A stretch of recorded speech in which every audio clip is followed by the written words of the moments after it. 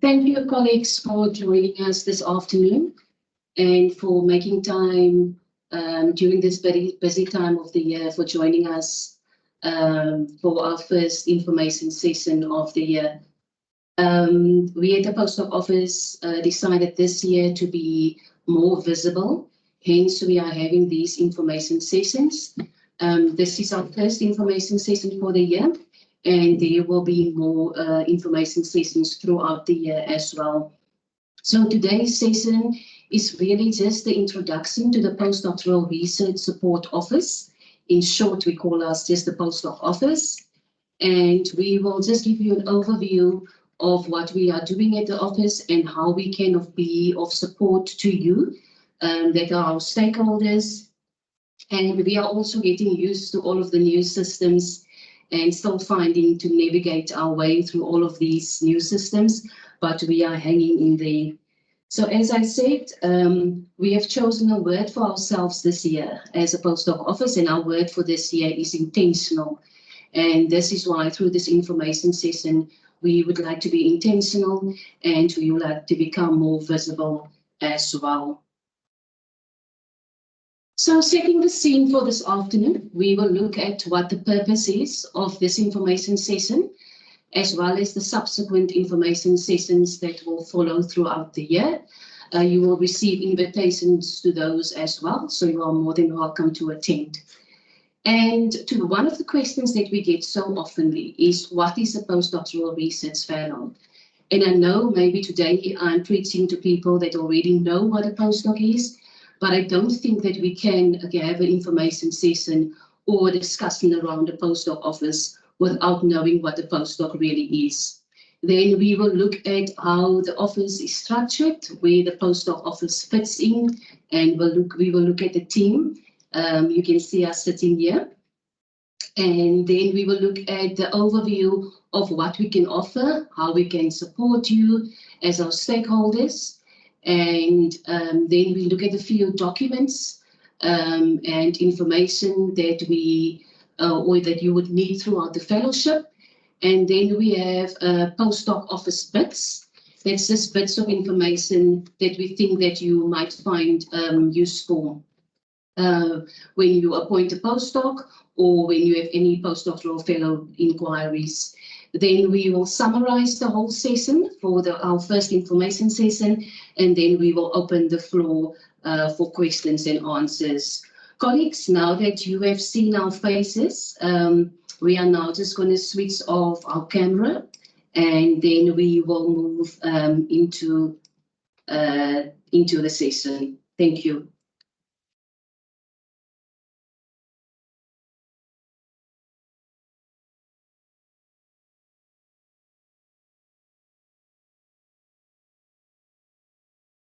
So for today's session, we have built this information session and the subsequent information sessions on the 3 C's concept. I know that some of you may be aware of this concept, but we have tried to use this concept for us for this information session. So the first reason why we're having this session is to connect to our stakeholders who are our postdocs, our researchers, our academic staff, our support staff, and our professional staff. We want to engage with our stakeholders, and through this information session and the sessions that will follow, which will be more detailed, we want to engage on a continuous basis. Also, we want to communicate with our stakeholders. And we think that through communication, if there's open communication, we can share information and we can keep our stakeholders informed. And lastly, the last C for the 3 C's concept is that we want to collaborate. We want to collaborate with you as our stakeholders throughout the appointment process of the fellows, of the postdoctoral fellow, as well as throughout the fellowship of the postdoc that will stay here at Stellenbosch University. As I was preparing the slides, I was thinking, if you look at the 3 C's concept, that is also skills that all of our postdocs need. They need to connect with their audience. They need to communicate their research, as well as they need to collaborate with partners in order to get funding. So going on to the next slide, we often get the question also, as I said previously, what is a postdoctoral research fellow? People confuse postdocs with students, they confuse postdocs with staff, and hence I was saying that it's important to start off by saying what is a postdoctoral fellow.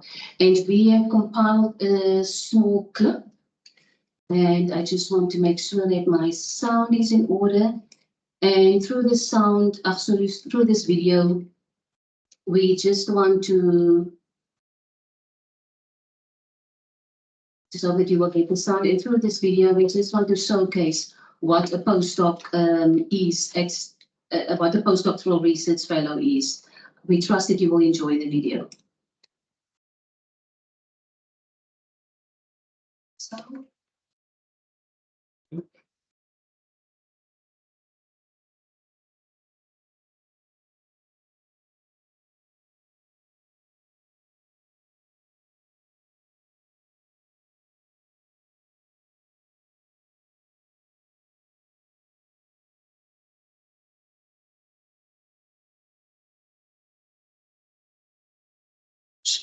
Is that yes.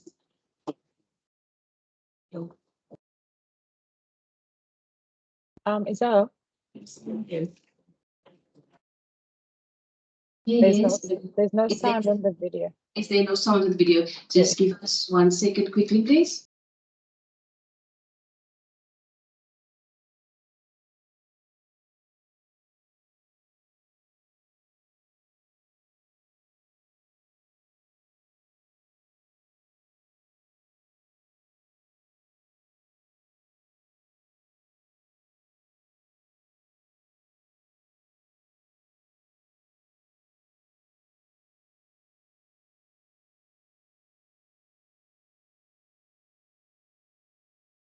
Colleagues, I will just continue to play the video in the essence of time, but what we will do is we will share the video with you afterwards so that you can listen to the video. So we will just continue for now. Just please read subtitles for now, and we will share the video with you.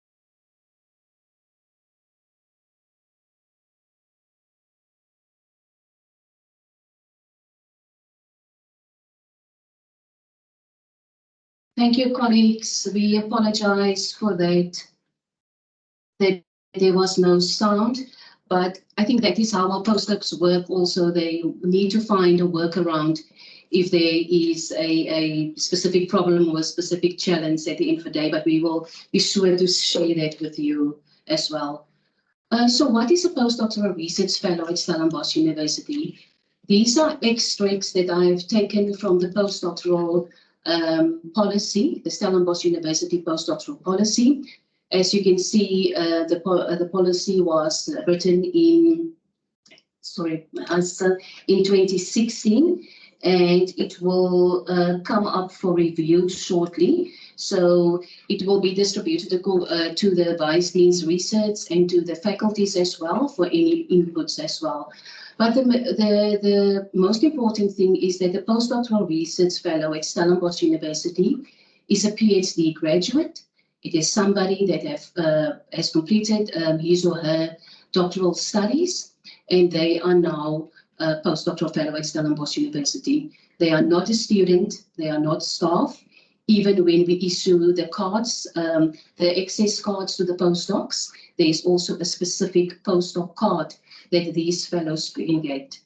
Very important is that they should have graduated within the last 5 years.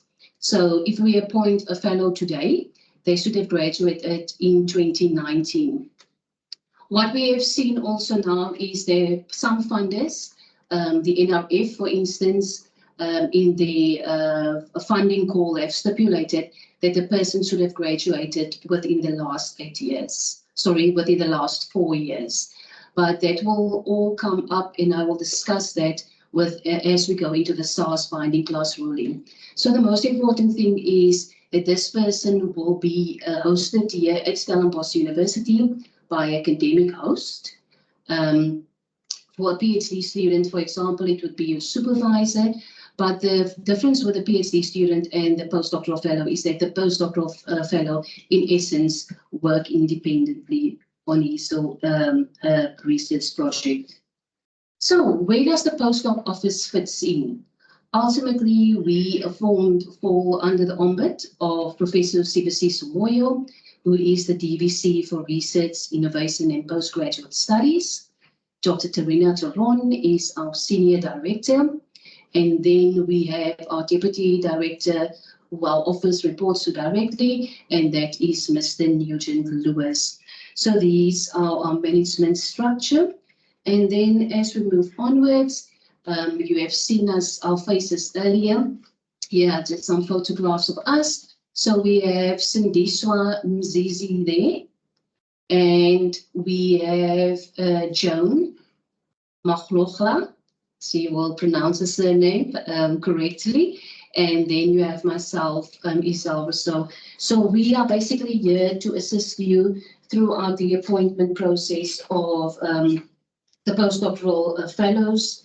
And together we work in the office to assist you. And Sindiswa will introduce herself, and Joan will introduce herself as well. And then they will speak on what they do at the postdoctoral office. The office basically went through some changes last year, and from the 1st of September 2023, this was how our office became into existence, and this is how the office is structured right now. So I will give over to Sindiswa now. Sindiswa will share with you, and then after that I will give over to Joan.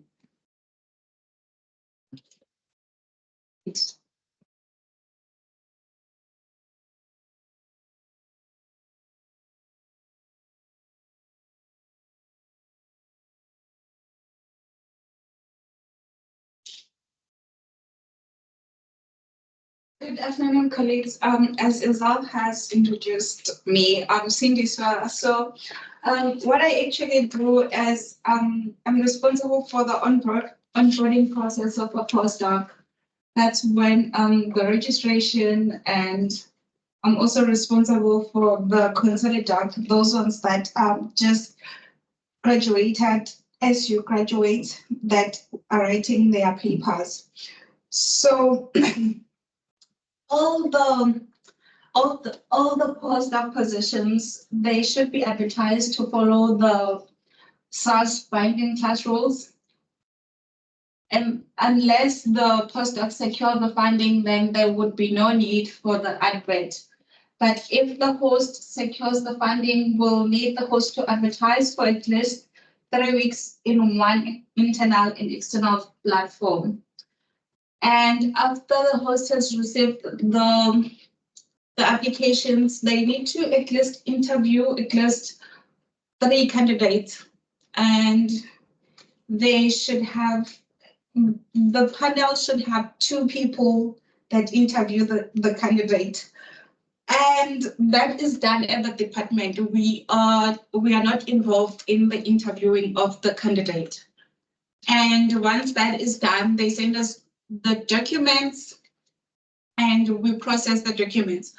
what we have seen lately is that some of the recent graduates, PhDs, they are working, and we do not appoint people that are working. So we usually ask that they give us proof from HR that they will not be working and receiving their salary, and they will be full-time in the fellowship.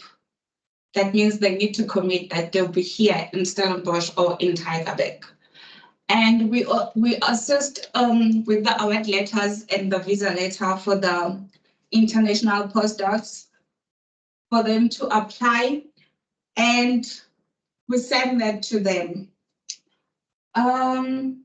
So because of the system changes, we no longer use the application form, the manual application form.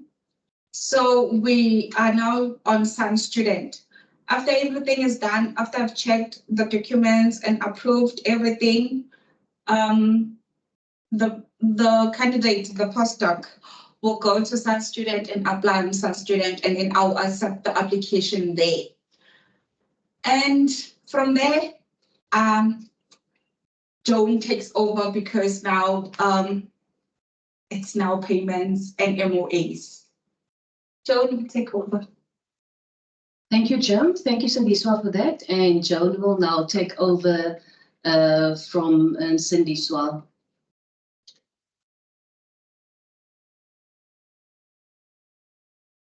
Oh, Joan.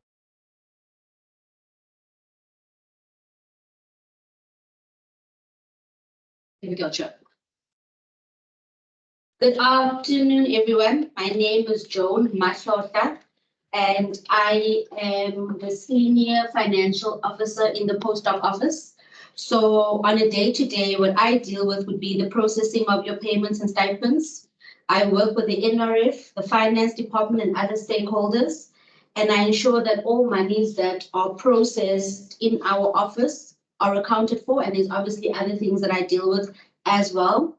Today, I just wanted to highlight 4 of the major challenges that I face when it comes to postdocs and their payments. Missing and incomplete payment forms are one of the biggest challenges that we have. MOAs that are not submitted, incorrect amounts on the forms or on the emails that we are sent, and there's a lot of confusion around cost centers and where monies must be paid from.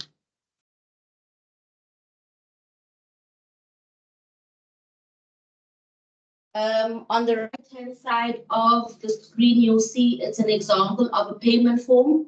All the sections that are highlighted in yellow are very important. I have, however, mentioned them on the left. So section A is where the personal information is, as well as the fellowship period. That is extremely important for when we capture payments. Section C is the payment breakdown, and that's where you need to tell us where the money is coming from, what cost center, who the funder is, what the exact amount is a month, the period, so is it 6 months, is it 7 months, and which months of the year it is, and the full fellowship amount. So I've highlighted that as very important, and also the signatures are important. So we find sometimes that we get an amount on the payment form, the signatures are there, but the host and the postdoc don't speak the same language when it comes to the amount, which tells us that that form was either signed in advance or the host is not aware of what is going on the form. And so we urge that you please sit down with the host where possible and complete the form together. Another section that, well, before I move on, I state under section C that we cannot assume anything with dealing with money, and so incomplete forms cannot be processed. So if you have an incomplete form and you send an email afterwards, we still won't process the payment form, because we need something in black and white. Should there be any discrepancy in the future, we can say this form was signed by the host and the postdoc, and we have it on record. And then obviously section D, the signatures and the dates are very important for us. I also have a last appeal with the postdocs, is that we are asking that postdocs familiarize themselves with the MOAs and appointment forms that they submit to us, the same way they would an HR contract. So if HR is giving you a contract and the amount is there and you're uncomfortable with the amount or unsure, you won't sign. Same with the payment form. If you need help from the Postdoc office or from the host and you unsure about the form, don't submit and expect us to fill in the blanks. If you could just familiarize with yourself with the form, that would help us. Thank you. Sindiswa. So Sindiswa is our administrative officer at the Postdoc office, and mostly when you will get an email from Postdoc Info at Sun, we will speak about that, postdocinfo@sun.ac.za. You will communicate with Sindiswa, and Joan is our senior financial officer. And as you have heard, the money is very important, and when it comes to money, we cannot assume anything. So further, just to conclude what they said, or just to summarize what they have said, basically, what we do. We offer HR-like service to postdocs. The only reason why postdocs cannot get their services and their monthly payments via HR is because postdocs receive a tax-free stipend. Like the lady said, we deal with the appointment and the onboarding, the registrations as well, and the registrations are now done via Sun Student and not on TerraTerm anymore. And we are also not on the HR system. Everything runs through Sun Student. Then in terms of payments, as I said, as Joan also said, is postdocs receive a tax-free stipend. And because they receive a tax-free stipend, that stipend must be treated as a bursary or as a fellowship, and hence we use the student system for that. Also important in terms of payments, we will get into the other information sessions as well, but postdocs are allowed to work 12 hours per week. That is extra work that they can do, and that is that's outside of their contract, outside of their research project, and those payments will go via HR. And for those payments, they will pay tax, but that should be submitted through your HR officer or by your departmental officer at your department. And once we have appointed the postdoc and say the year one of the fellowship is done, our office also attend to the extensions or the renewals of fellowships. It's very rare that we see a postdoc that stay for 1 year only. It's usually that postdocs stay for more than 1 year, but we can also not assume on that. That's why we need the documentation and everything upfront to ensure that we do the extensions and the renewals timelessly. Then we also have capacity development for postdocs, similar to that of the staff, although staff can register on the HR system to attend these workshops.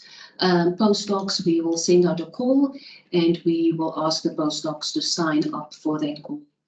The places in these capacity development programs are usually very limited. So when you see an invitation, we urge you to sign up quickly. We have our first grant writing workshop that will be next month. And we have seen that there has been a huge need among our postdocs for the grant writing workshop. And we will definitely host another one throughout the year.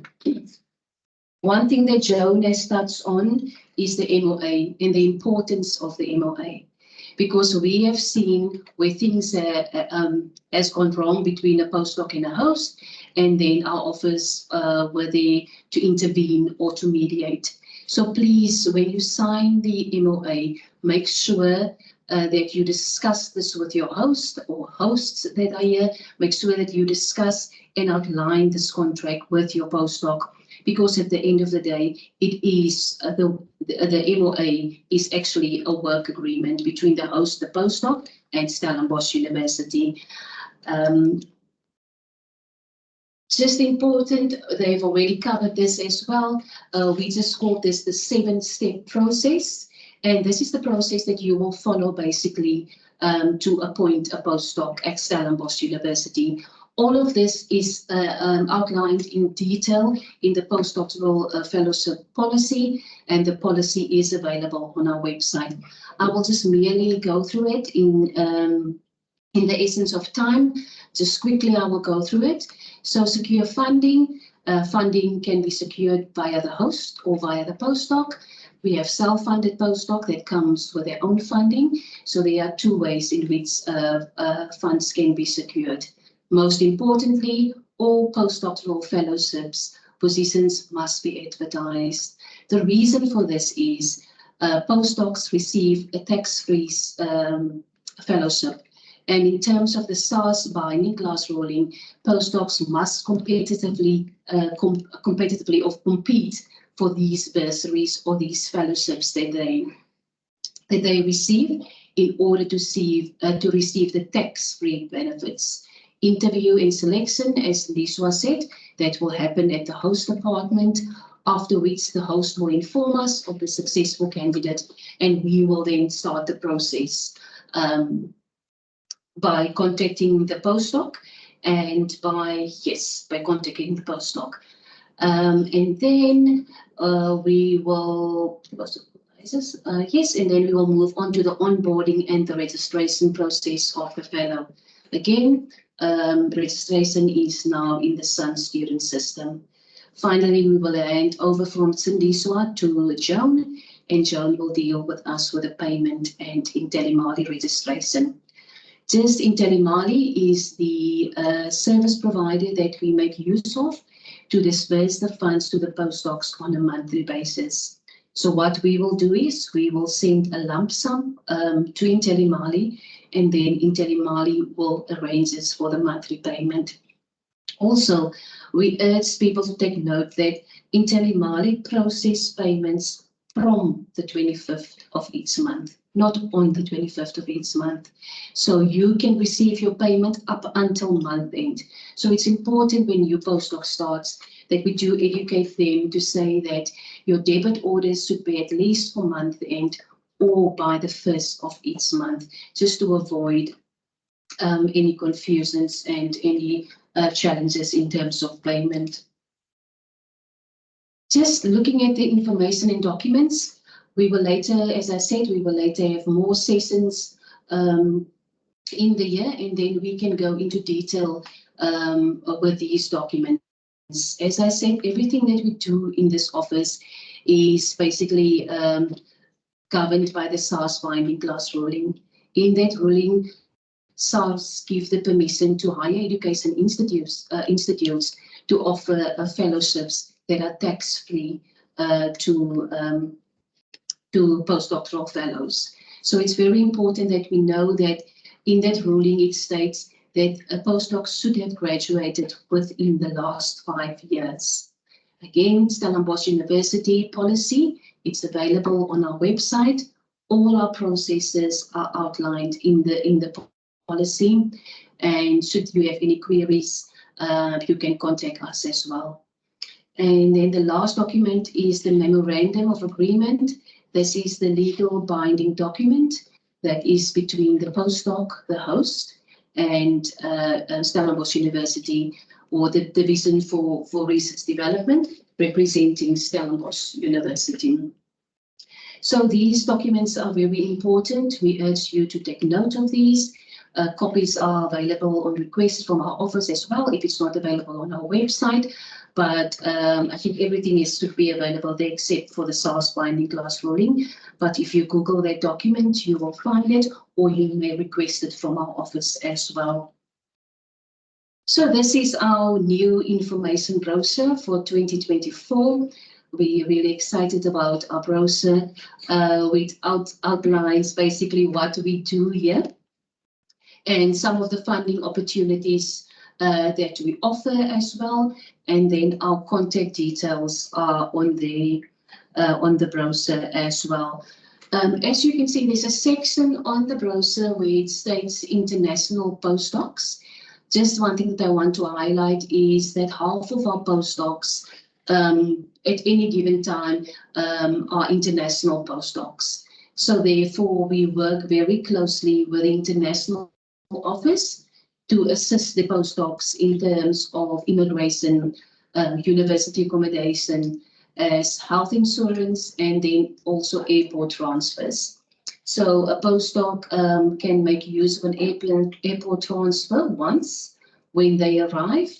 I think it's used to budget cuts that it has now been reduced to once only, but also when postdocs need to review their visas, the international office services can be made use of.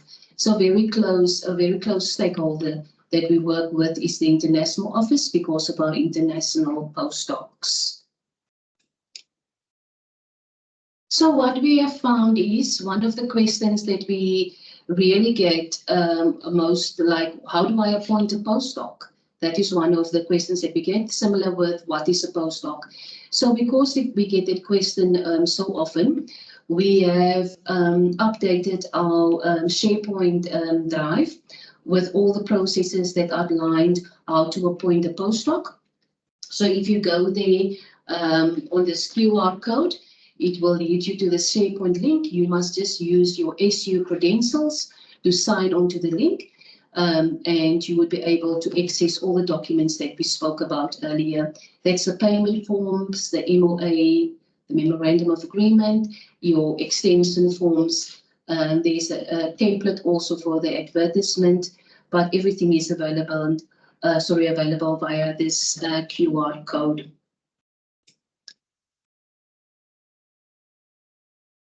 Just some postdoc office bits that I want to share. I'll be quick, I'll be brief on this one. The NRF, once there's typo there, the NRF 1 call will be opened shortly by the NRF. That is where the postdocs can apply for NRF funding. As I said, Intellimali is our service provider, and postdocs must register to receive their payments. All new postdocs must register via Intellimali. The Sun Student system is the new system that we use for postdoc registrations and for postdoc payments. I've written the CC replacement because that is an aspect that we currently have challenges with, but we are dealing with that. Ultimately, we want 400 postdoctoral research fellows at Stellenbosch University for this year. I know Prof. Sibo would say that ultimately we want 600 postdocs at Stellenbosch University. And we thank you all because you are our stakeholders. And as I said, international office, finances, those are some of our important stakeholders, as well as the graduate office at Tygerberg that we also deal with on a regular basis. So this is our contact details, postdocinfo@sun.ac.za. If you have any queries, you may contact us there. We are situated within the Krutua building, level 1. You will just have to buzz when you come in to our offices. For those, we are in the very same building as the international office, and we're just opposite the law faculty, the Old Gebouw. So just in summary, we've said a lot, but just this, I want you to take this away as the key takeaways for today is that a postdoc is not a student or not staff. They are professionals and they are researchers, like the video said, that contribute to research for impact at Stellenbosch University. Postdocs should have completed their doctoral studies within the last 5 years. Please familiarize yourself with all the policies and the regulations. Our information is available via SharePoint, and you may use the QR code for that. And for all questions and all other needs, postdocinfo@sun. We thank you so much, and if there's any questions, we will take it from here. Thank you.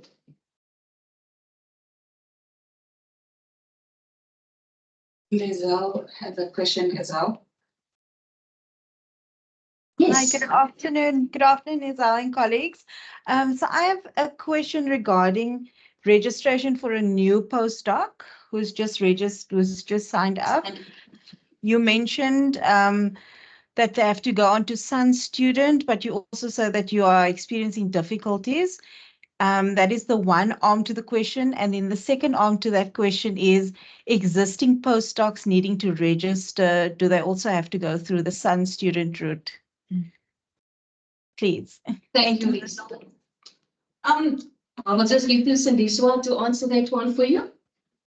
Lisa, for the returning postdocs, instructions were sent to them on how to do the registration.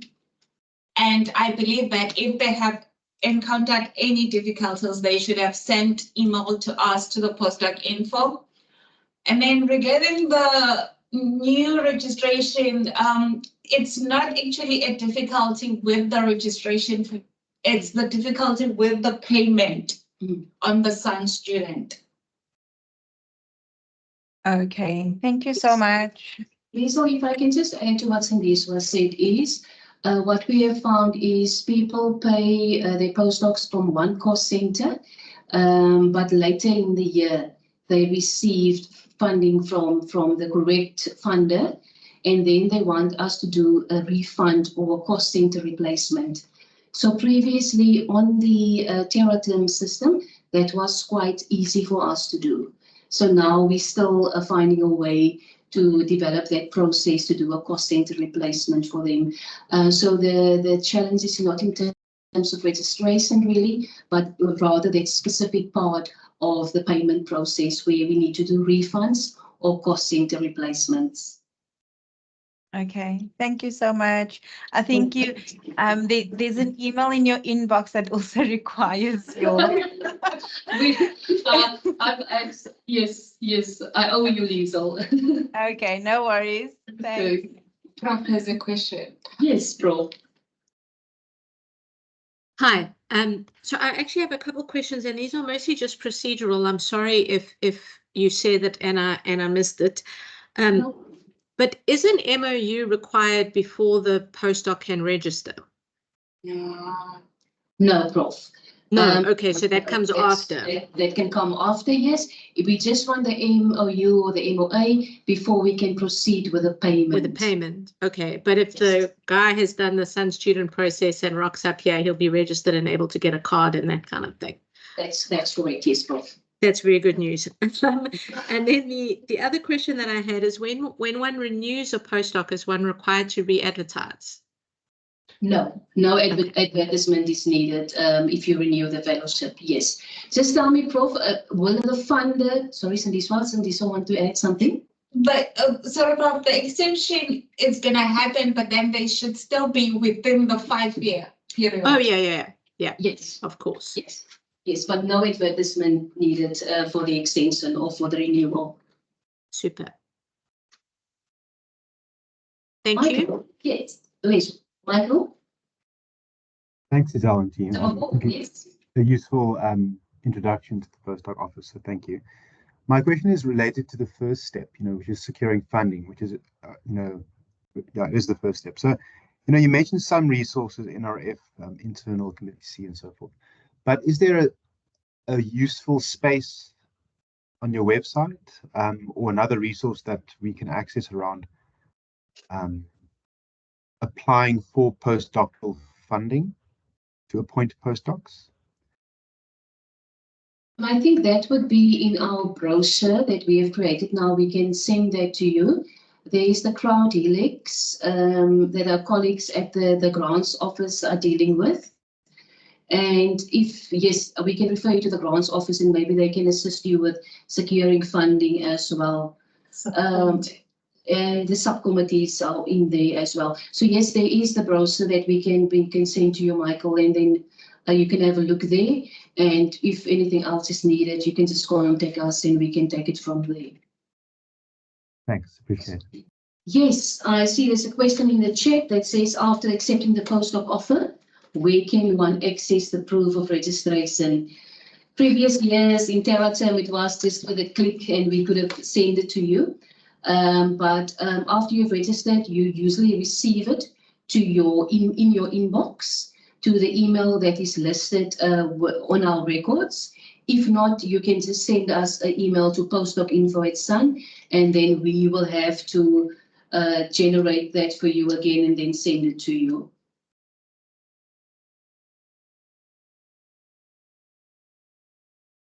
Okay.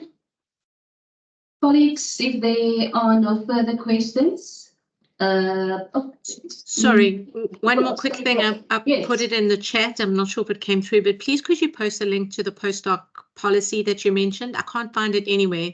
I can't find it on the SharePoint and I can't find it on the university page. On the website. Okay, it's on the Thanks. I will post it for you, Prof. Thank you. Thank you. Pleasure. Thank you, colleagues. Thank you for.